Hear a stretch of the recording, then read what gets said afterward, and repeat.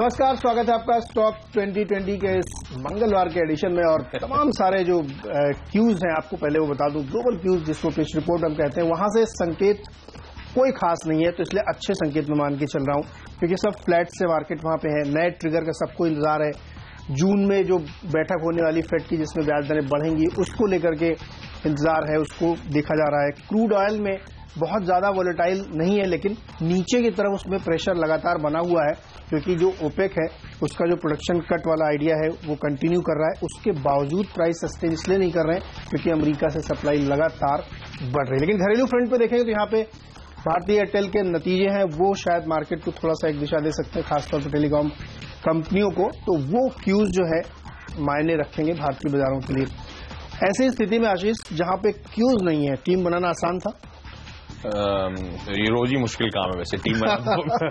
लेकिन दिक्कत ये है कि हम बहुत एक छोटे दायरे में फंसे हुए हैं, तो उस दायरे में आपको बहुत स्टॉक स्पेसिफिक आउट परफॉर्मेंस ढूंढने पड़ेंगे, या तो खबरें हों या ट्रिगर्स हों या लोगों को जो फंडामेंटल आप कॉल ले रहे हो वो पसंद आ रही हो। अदरवाइज इन लेवल्स पे ना तो स्टॉक्स में आपको बहुत ज्यादा रिजॉइस देखने को मिलेगा, या फिर मार्केट एक जो बैंड में फंसा हुआ उसके बियॉन्ड हम जान ही रहे हैं। तो ऐसे में रणनीति बनाना थोड़ा मुश्किल होता है।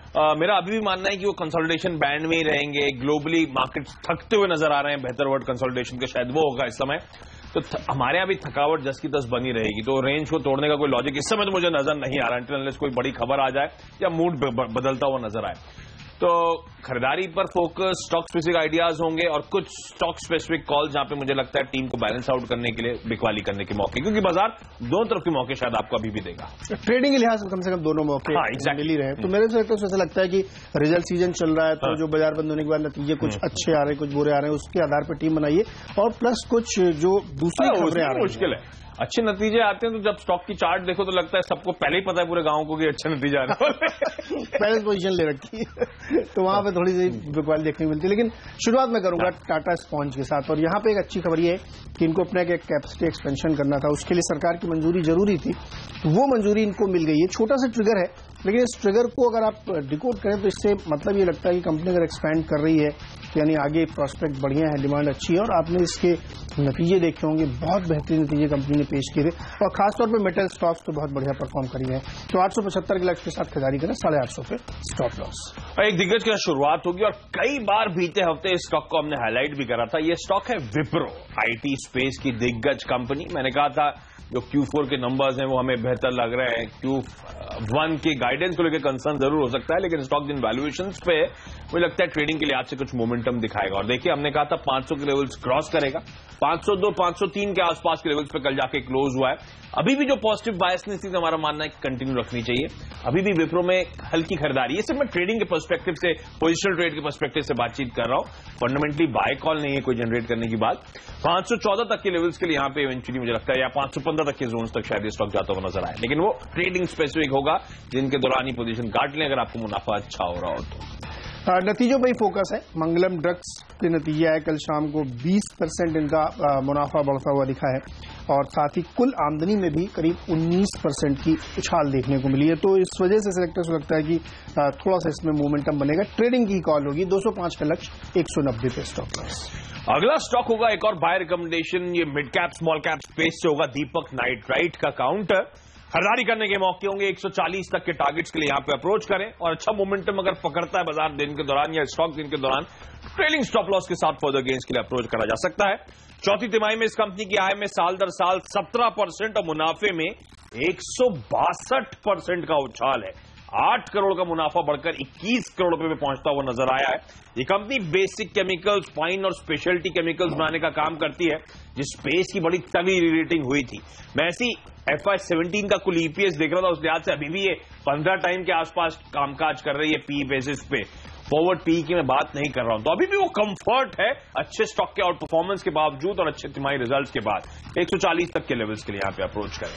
देखिए, केमिकल कंपनी के जवाब में केमिकल कंपनी नोसिल को चुना है, और इसके भी नतीजे आप देखिए बहुत बेहतरीन है। मुनाफे में करीब 13% से ज्यादा का उछाल देखने को मिला है, कुल आमदनी में भी 7.5% का उछाल देखने को मिला, और मार्जिन में भी थोड़ा ही लेकिन इंप्रूवमेंट है। तो वैसे भी तमाम केमिकल कंपनियों के रिजल्ट आप देख रहे होंगे लगातार बहुत बढ़िया आ रहे हैं, तो इसलिए सेलेक्टर्स लगता है यहां पे भी खरीदारी बनती है। 121 का लक्ष्य रखिए, 105 पे स्टॉप लॉस। तनेजा एरोस्पेस, या कई लोग इसे ताल के नाम से जानते हैं इस कंपनी को। ये कंपनी रडार पे इसीलिए आई कि मैं पढ़ रहा था defence minister Arun Jaitley industry players के साथ 11 मई को मुलाकात करने वाले हैं डिफेंस प्रोक्यूरमेंट पॉलिसी पर। कल भी आपको याद होगा मैंने वॉलचंद नगर इंडस्ट्रीज को उतारा था, उसमें एक ट्रिगर ये बड़ा इंपॉर्टेंट था कि पीएमओ इंटरवीन कर रहा है, जो ब्यूरोक्रेटिक हर्डल्स हैं, जो ऑर्डर्स नहीं पास हो पा रहे हैं, उनको क्लियर करने की कोशिश है। और दो स्पेसिफिक पॉकेट्स होंगी जिसपे कहा जा रहा है इनिशियली सबसे ज्यादा टूल दिया जाएगा, सबसे ज्यादा जोर दिया जाएगा। एक सबमरीन मैन्युफैक्चरिंग और दूसरा इन हाउस एयरक्राफ्ट मैन्युफैक्चरिंग या कंपोनेंट मैन्युफैक्चरिंग के लिए। और ताल असल में इंडिया की पहली प्राइवेट सेक्टर की कंपनी थी जो जनरल एविएशन यानी कि नॉन मिलिट्री एयरक्राफ्ट जो होते हैं उसमें कामकाज करती थी, उनकी मैन्युफैक्चरिंग के लिए उतारी गई थी। ना सिर्फ ये कंपनी एक्चुअली एयरक्राफ्ट मैन्युफैक्चरिंग और मेंटेनेंस का काम भी करती है, एविएशन इंफ्रास्ट्रक्चर यानी कि एयरफील्ड, एमआरओ एक्टिविटीज, ये सब भी इस कंपनी का। पर ये स्टॉक अपने हाई 69 से ठंडा पड़ा है, फाइनेंशियल्स अभी भी बेहद वीक हैं, ध्यान रखें। रिवाइवल के अब तक कोई इंडिकेशंस आई नहीं, जब तक ये स्पेस रिवाइव नहीं होगी, हिंदुस्तान में ये aviation in house indigenous aviation पे फोकस नहीं हो तब तक वाकई रिवाइवल नहीं होगा। तो रीसेंट करेक्शन के बाद शायद खरीदारी करने के मौके, लेकिन स्ट्रिक्ट स्टॉप लॉस के साथ ट्रेडिंग मानसिकता के लिए 55-56 तक के level. Real estate company HDIL में सेलेक्टर्स खरीदारी सलाह दे रहे हैं और उसकी वजह यह है कि कल इसमें फंड बाइंग हुई है और मॉर्गन स्टैनली की तरफ से इसमें 24 लाख से ज्यादा शेयर 90 से 91 रुपए के बीच में खरीदारी की गई है। बड़ी मात्रा में खरीदारी है और जब भी ऐसे बड़े फंड खरीदारी करते हैं तो थोड़ा लॉन्गर टर्म की उनकी नजरिया उनका होता है, उसकी वजह से एक बाइक कॉल यहाँ पे जरूर जनरेट होती है। 100 रुपए तक के लक्ष्य के लिए HDIL में खरीदारी कर सकते हैं, 91 रुपए का स्टॉप लॉस। तगड़ा मोमेंटम था कल पूरे रियल एस्टेट स्पेस में। इन्फी भी मागला काउंटर, लेकिन ये एक सेल रिकमेंडेशन है आज हमारे टीम में। आपको याद होगा जब इस काउंटर ने वायदा में एंट्री करी थी तो किस तरह से तगड़ी पिटाई हुई थी इस स्टॉक की। खैर वो हिस्ट्री है। अभी भी जिस तरह की पोजीशन अब बिल्डअप हो रही है इस काउंटर को लेकर, लग रहा है रीसेंट वापस उछाल के बाद ये स्टॉक शायद ठंडा पड़ता हुआ नजर आया, इसीलिए बिकवाली करने के मौके होंगे। मैंने कहा था स्टॉक मार्केट में आज दो तरह के मौके आपको शायद मिलेंगे। तो ऊपरी स्तरों पर अगर इंडियन मार्केट्स ठंडे पड़ रहे हो तो यहां पे बिकवाली इनिशिएट की जा सकती है। शुरू में इनिशिएट ना करें, 980 तक के लेवल्स के लिए यहां पे अप्रोच किया जाए।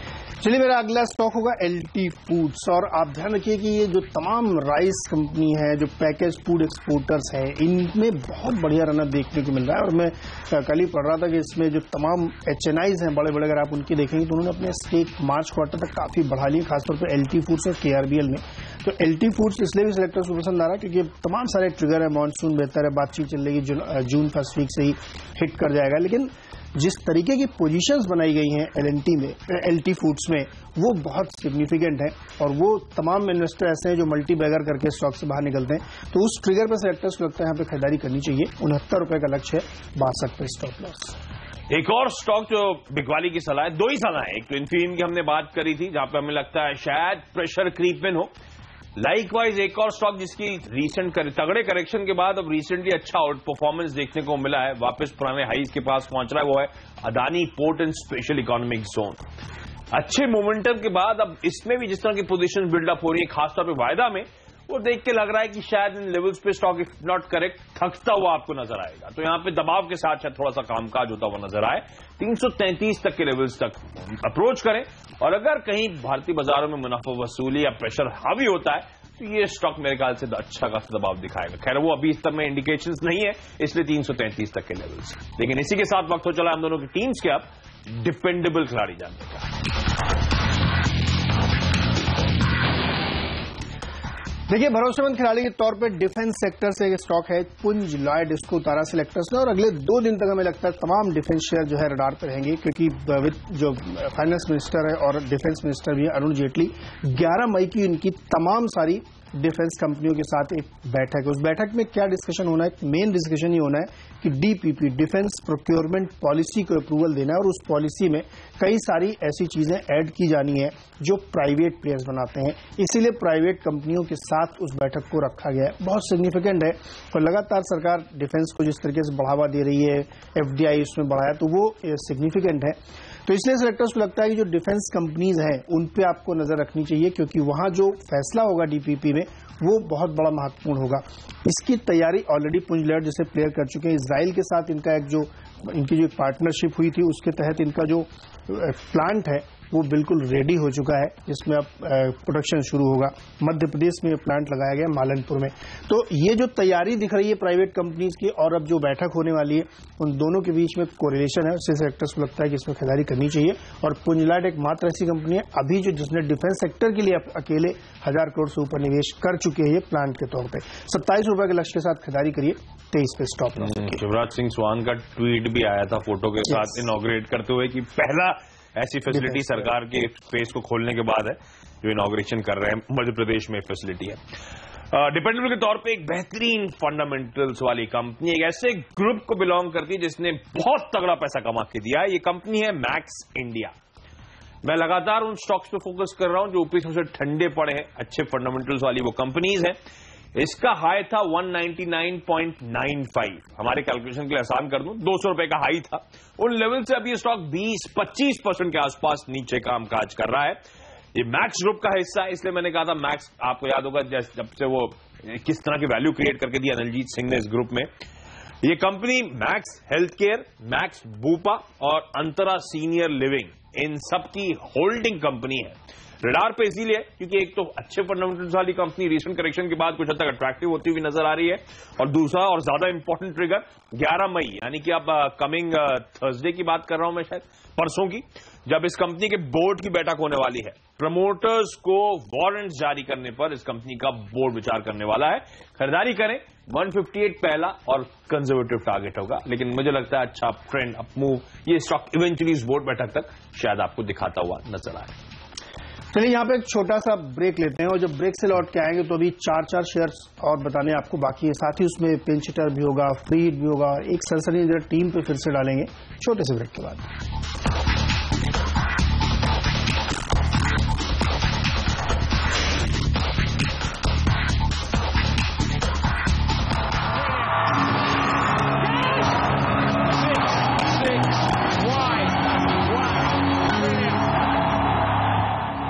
एक बार फिर से आपका स्टॉक 2020 वो 6 स्टॉक्स आप दोनों ही टीम की देख चुके हैं। 7वां और 8वां स्टॉक में एक साथ बताऊं क्योंकि दोनों की खबर एक जैसी है। क्रॉम्पटन ग्रीव्स कंज्यूमर इलेक्ट्रॉनिक्स वाला और वी गार्ड, ये 2 स्टॉक सेलेक्टर्स ने चुने हैं। वो इसलिए चुने हैं क्योंकि जो इलेक्ट्रिकल इक्विपमेंट बनाने वाली कंपनियां हैं उनके लिए ये क्वार्टर बहुत बढ़िया जाता है, और उसके वजह से सेलेक्टर्स को लगता है खरीदारी करनी चाहिए। कल ही एक लेटेस्ट रिपोर्ट में पढ़ रहा था इलारा कैपिटल की, जिसमें तमाम सारी इन कंपनियों को दिया गया, तो उसमें ये दोनों ही कंपनियां शामिल थी।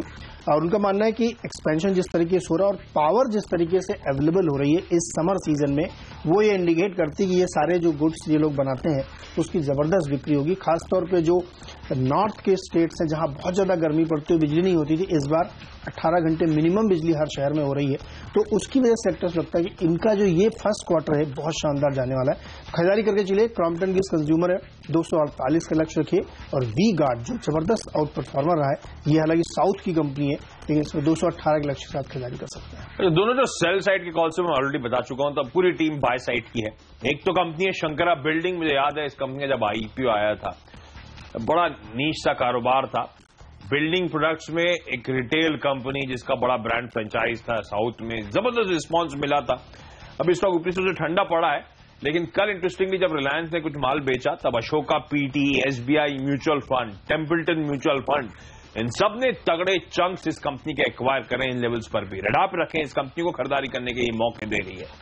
रामा स्टील, ये काउंटर एक और है जो बड़े तगड़े मोमेंटम पे है। इनफैक्ट कल ही मेरे ख्याल से इस कंपनी ने 52 हफ्तों का नया हाई लगाया है। इस कंपनी का ये कंपनी ब्लैक और galvanise ERW steel tubes manufacture और एक्सपोर्ट करने का काम करती है।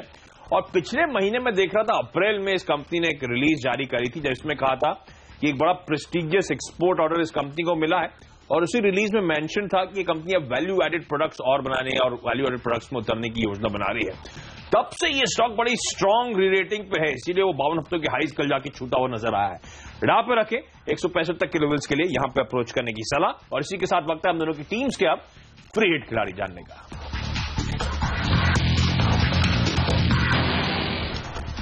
डिफेंस थीम को कंटिन्यू रखेंगे और एस्ट्रा माइक्रो सेलेक्टर्स ने चुना है फ्री हिट के लिए, क्योंकि बहुत इंपॉर्टेंट जो बैठक होने वाली है 11 मई को रक्षा मंत्री और तमाम कंपनियों के बीच में, उसमें मान के चल रहे हैं हम लोग कि बहुत बड़े फैसले हो सकते हैं कि डिफेंस प्रोक्योरमेंट होगा। एक्चुअली उसमें होना क्या है डीपीपी में कि जो बाइंग लिस्ट है उसमें कुछ ऐसे प्रोडक्ट शामिल किए जाने हैं जो अब तक सिर्फ आप सरकारी कंपनियों से या सरकारी ऑर्डर पे बनाई जाती थी, अब प्राइवेट को उसको शिफ्ट किया जाएगा। तो उनसे बाइंग की जाएगी जिसमें तमाम सारे रडार सिस्टम है, इलेक्ट्रॉनिक सिस्टम है, वेपन्स हैं, वो उनसे जब खरीदे जाएंगे तो उनको बड़ा फायदा होगा। क्योंकि सरकार का मानना है कि जब तक आप प्राइवेट को इसमें शामिल नहीं करते हैं बहुत तेजी से काम हो नहीं पाएगा और वो जो एफडीआई इतनी खोली गई उसका फायदा नहीं होगा। तो उस वजह से ये बैठक की जा रही है और छोटी मोटी निटिगिटी है जो डीपीपी में शामिल करके उसको फाइनल अप्रूवल दिया जाएगा। इस वजह से तमाम कंपनियां जो उसमें पुंज लॉयड है, एस्ट्रा माइक्रो या वालचंद नगर है, इन सबको बड़ा फायदा होने वाला है। इसीलिए सेक्टर्स को लगता है ये खरीदारी करके चलिए और इस स्टॉक में 150 तक के लक्ष्य के लिए आप पोजीशन बना सकते हैं। 131 पे स्टॉप लॉस होना चाहिए। एक इंटरेस्टिंग कंपनी रडार पे है निर्लॉन। इस कंपनी का मैं कंफर्ट पहले बात कर लूं, 245 के हाईस थे तो उन हाईस से अब ये कंपनी 20-25% नीचे कामकाज कर रही है। ये कंपनी कई लोग बाजार के जो पुराने खिलाड़ी होंगे जानते होंगे, ये पहले टेक्सटाइल कंपनी थी और टेक्सटाइल कारोबार उस समय में सबका दिक्कतों में आया था, तो इस कंपनी का भी दिक्कत में आया। उसके बाद ये कंपनी अपने जो कोर रियल एस्टेट एसेट्स थे उन्हें ऑप्टिमाइज करना इस कंपनी ने शुरू करा। तो इस कंपनी के जो प्लांट्स थे वो मुंबई में गोरेगांव का जो इलाका है वहां पे वेस्टर्न एक्सप्रेस हाईवे है, वहीं पे bang on western express highway इस कंपनी के निर्लॉन नॉलेज पार्क है, यानी कि आईटी पार्क, इंडस्ट्रियल पार्क इस कंपनी ने वहां पे खड़ा कर रखा है और लगातार अलग अलग फेजेस में काम हुआ। 5वें फेज पे काम हो रहा है इस कंपनी के पार्क का और जितने अब तक फेज ऑपरेशनल है, मार्की क्लाइंट लिस्ट आपको नजर आएगी जो इस कंपनी में, जो इस पार्क में लीज रेंटल्स पे बैठे हुए हैं। एक और इंटरेस्टिंग बात मैं ऑब्जर्व कर रहा था, मुंबई में अगर आप लोकल ट्रेन से सफर करते हैं तो एक राम मंदिर नाम का नया स्टेशन बन गया है गोरेगांव और जोगेश्वरी के बीच में, और इस आईटी पार्क, इस इंडस्ट्रियल पार्क की कनेक्टिविटी उसके चलते और इंप्रूव होती हुई नजर आई है। तो इन कंपनीज को उसके रेंटल एसेट्स के लिहाज से फायदा होता है, प्रॉपर्टी के रेट्स के हिसाब से फायदा मिलता है। अच्छी बात, चौथी तिमाही में इस कंपनी को पहले पिछले साल इसी चौथी तिमाही में 11.5 करोड़ का लॉस हुआ था, इस बार 10.5 करोड़ रुपए के आसपास का मुनाफा हो गया है। और एक और इंपॉर्टेंट बात, और मेरे ख्याल से सबसे इंपॉर्टेंट, इस कंपनी के प्रोमोटर्स बदल चुके हैं। इस कंपनी के प्रोमोटर्स में आप देखेंगे तो आपको नजर आएगा रिको बेरी नाम की कंपनी प्रोमोटर है। ये रिको बेरी क्या है? ये सिंगापुर का जो जीआईसी है उसके एफिलिएट है। तो जीआईसी इस कंपनी का प्रोमोटर है, सिंगापुर की कंपनी। आमतौर पे जीआईसी किसी कंपनी के प्रोमोटर्स नहीं बनते हैं और रियल एस्टेट स्पेस में रेंटल एसेट्स में उन्होंने बैठ कर आए।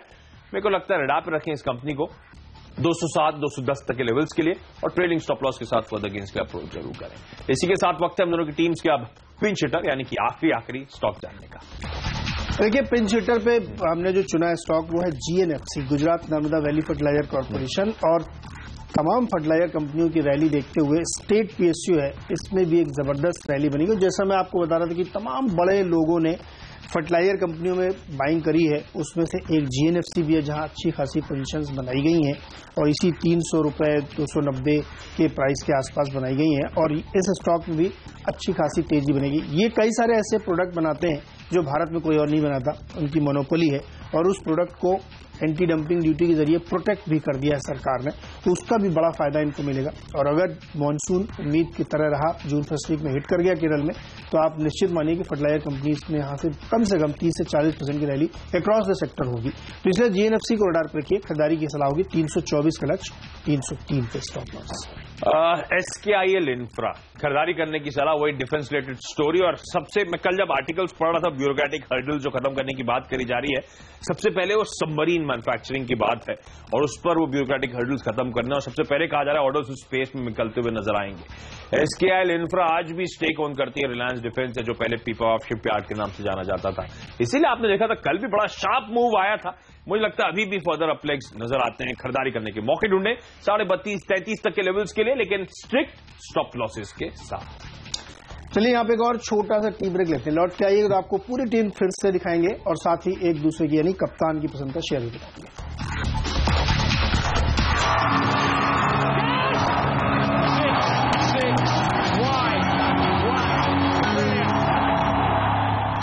स्वागत है एक बार फिर से आपको, और जल्दी से पूरी टीम पे नजर डालते हैं किस तरीके से टीम बन के आई। तो खरीदारी पूरा फोकस है, टाटा स्पॉन्ज एक्सपेंशन की मंजूरी मिली, मंगलम ड्रग्स और नोसिल के बहुत बढ़िया नतीजे आए हैं।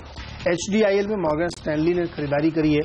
LT फूड्स में नजर रखिए, LT फूड्स और GNFC ये दो स्टॉक है जहां HNIs की बाइंग के चलते सेक्टर से खरीदारी करिए। पुंज लॉयड और दूसरा स्टॉक है एस्ट्रा माइक्रो, जिस पर नजर रखिए डिफेंस स्टॉक पे, क्योंकि 11 मई को रक्षा मंत्री की बहुत इंपॉर्टेंट बैठक है प्राइवेट प्लेयर्स के साथ। कंज्यूमर इलेक्ट्रॉनिक्स पर नजर रखिए, कंज्यूमर गुड्स पे क्रॉम्पटन कंज्यूमर और वी गार्ड दोनों ही स्टॉक पे अच्छी खासी बाइंग देखने को मिल सकती है, क्योंकि तमाम सारे ट्रिगर इन स्टॉक्स को तेजी में ला रहे हैं। ओके, तो फोकस हमारी टीम का भी आज खरीदारी पर है, लेकिन दो सेल रिकमेंडेशंस और इन्फीबीम अदानी पोर्ट्स, इसीलिए कि जिस तरह का बिल्डअप हो रहा है वो लग रहा है कि स्टॉक इन लेवल्स के आसपास कुछ करेक्शन की तैयारी में बैठे हैं। तो अगर बाजार में दबाव आता है तो इन दोनों स्टॉक्स में एक सेल साइड की पोजीशन इनिशिएट की जा सकती है। विप्रो पिछले हफ्ते से हम बेट कर रहे हैं 500 के ऊपर जाएगा और अभी भी लगता है हमें थोड़ा सा दमखम है, खरीदारी करने के मौके होंगे। दीपक नाइट्राइट, बेहतरीन नंबर्स इस कंपनी के, वैल्यूएशन अभी भी कंफर्ट देते हैं। तनेजा एरोस्पेस और स्केल इंफ्रा, दो डिफेंस रिलेटेड ऐसे प्लेस, क्योंकि आज डिफेंस स्टॉक फिर से वापस हरकत में आएंगे कल के वॉलचंद नगर इंडस्ट्रीज के बाद। इन दोनों में आज खरीदारी करने के मौके होंगे ट्रेडिंग के लिहाज से। मैक्स इंडिया इस काउंटर में खरीदारी करके चले, प्रमोटर्स को वारंट जारी करने पर बोर्ड की बैठक है। शंकरा जहां पे लार्ज फंड चेक इन करते हुए इन लेवल्स के आसपास कंफर्ट देता है ये स्टॉक उस लिहाज से। रामा स्टील ट्यूब्स में ख्याल से कल ही 52 हफ्तों के हाई छुए, लगातार बड़े तगड़े मोमेंटम में, तो उस मोमेंटम को प्ले करें एक स्ट्रिक्ट स्टॉप लॉस के साथ। और फाइनली निर्लॉन लिया था मैंने प्री हिट के तौर पे। जिस तरह का बिजनेस मॉडल है, जिस तरह की कंपनी के टर्नअराउंड देखने को मिल रहा है फाइनेंशियल्स में, और जिस तरह का स्ट्रॉन्ग पेरेंटेज है, इस कंपनी को भी अपने रडार पे रखना चाहिए। चलिए इसी के साथ यहां पे लेते हैं एक छोटा सा ब्रेक, और ब्रेक से लौट के आएंगे तो दिखाएंगे मार्केट काउंटडाउन, जहां पूरी ट्रेडिंग स्ट्रेटजी और तमाम सारी कॉल्स मिलेंगी।